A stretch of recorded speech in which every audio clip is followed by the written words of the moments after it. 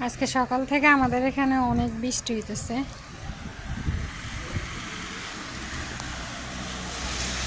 একটু আগে মুষলধারে বৃষ্টি হয়েছে, এখন একটু কমছে হালকা। আসসালামু আলাইকুম, সবাই কেমন আছেন? আশা করি আল্লাহর রহমতে সবাই ভালো আছেন। আমিও আলহামদুলিল্লাহ ভালো আছি। আমি আজকে গরুর মাংসের আচার বানাবো, আপনাদের সাথে শেয়ার করব। এই যে আমি টুকরাগুলো এরকম নিছি, পিসগুলো নিয়ে নিছি এরকমভাবে। এখন আমি প্রথমে এখানে দিয়ে দিব 1 ফালি লেবুর রস। টক ঝাল মিষ্টি আচার বানাবো। 2 চামচ আদা রসুনের পেস্ট। তারপরে এখানে হচ্ছে 1 চামচ লাল মরিচের গুঁড়া, আধা চামচ হলুদ, 1 চামচ লবণ এখানে দিয়ে দিব।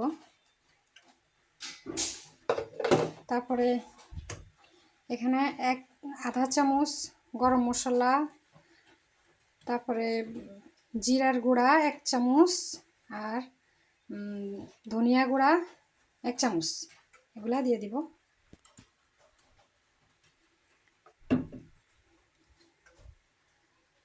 তারপরে দিয়ে দিব আমি 3টা গোলমরিচ, দারচিনি, 3 টুকরা দারচিনি, লবঙ্গ, এলাচি।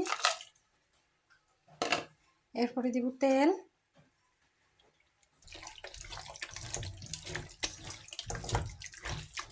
হাতে মাখাই সুন্দর করে আমি চুলা জালটা ধরে দিব। 2 চামচ দিয়েছিলাম সাদা তেল, আর এখন সরষের তেলও দিয়ে দিব একটু। চুলার জালটা আমি ধরাই দিছি। এটা আমার মাংসটা এখন আছে, ঝোল উঠে গেছে। আমি কোনো পানি টানি কিছু দেই নাই, এই পানির মধ্যে হবে। এই পানিটা আমি আগে শুকাই নিব ভালো করে। থাক, এবার আমি আবার ঢাকনা দিয়ে, এই যে আমার মাংসটা হইতেছে। এই পর্যায়ে আমি এখানে আমি এই যে তেঁতুল পানি দিয়েছিলাম, গোলাইছি। এই তেঁতুলের মাঠটা দিয়ে দেব, ময়লাটা ফেলে দেব।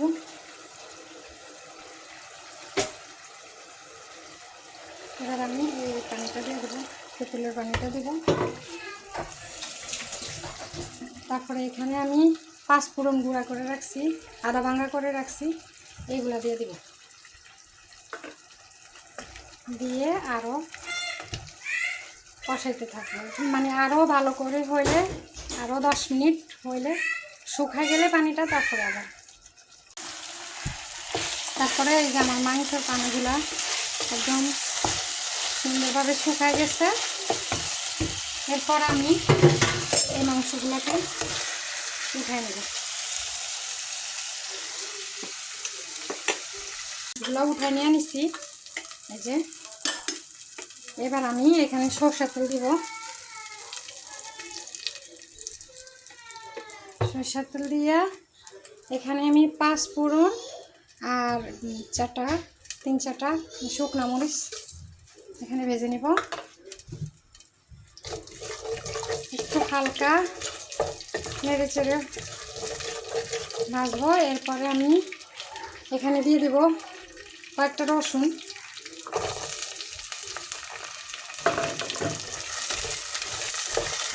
যেহেতু এটা আচার, রসুনগুলো একটু হালকা ভাজা হইলে, আমার চ্যানেলের মধ্যে কিন্তু মাংসের শুটকির রেসিপি দেওয়া আছে, চাইলে দেখে নিতে পারেন। এই পর্যায়ে আমি 1 চামচ চিনি, আধা চামচ চিনি দিয়ে দিছি। তারপরে এই তেলের মধ্যে আবার এই মাংসটা, আমি যে মাংসটা উঠে রাখছি, এটা দিয়ে দিব।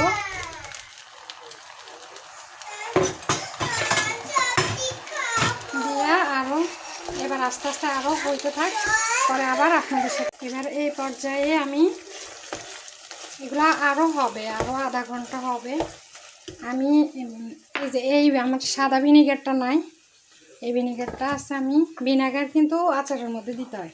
এই ভিনেগারটা দিয়ে দিব 2 চামচ, 2 টেবিল চামচ দিছি, তাহলে আচার আর কি নষ্ট হয় না। ভিনেগারটা দিতেই হবে মাস্ট।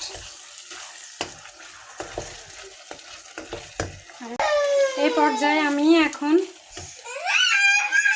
ভাজা জিরার গুঁড়া দিয়ে দিব 1 চামচ, আর গরম মশলা দিব 1 চামচ।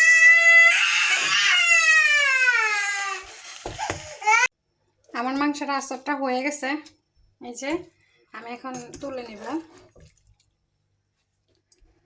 মাংসের আচারটা মানে অনেক টেস্টি হয়েছে। আপনারা বাসায় একবার হলেও ট্রাই করবেন, আশা করব ভালো লাগবে।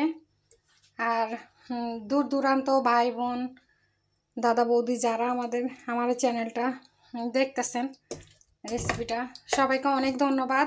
সবাই ভালো থাকবেন। আমার পাশে থাকার জন্য সবাইকে অনেক অনেক ধন্যবাদ। এভাবে আমার পাশে থাকবেন। আর যারা এখনও আমার চ্যানেলটা দেখতেছেন কিন্তু এখনও লাইক সাবস্ক্রাইব করেন নাই, ওনারাও আশা করি ওনাদের কাছে অনুরোধ রইল আমার চ্যানেলটা সাবস্ক্রাইব করার জন্য। যাই হোক, নিজে ভালো থাকবেন, সবাইকে ভালো রাখবেন। আল্লাহ হাফেজ। এই আচারটা আপনারা মানে 5-6 মাস রাইখা খাইতে পারবেন, নষ্ট হবে না, যেহেতু ভিনেগার দিয়ে দিছি। আর আমার নতুন বন্ধুরা আমাকে একটু নক করবেন প্লিজ, আমি যেন আপনাদেরকে ব্যাগ দিতে পারি।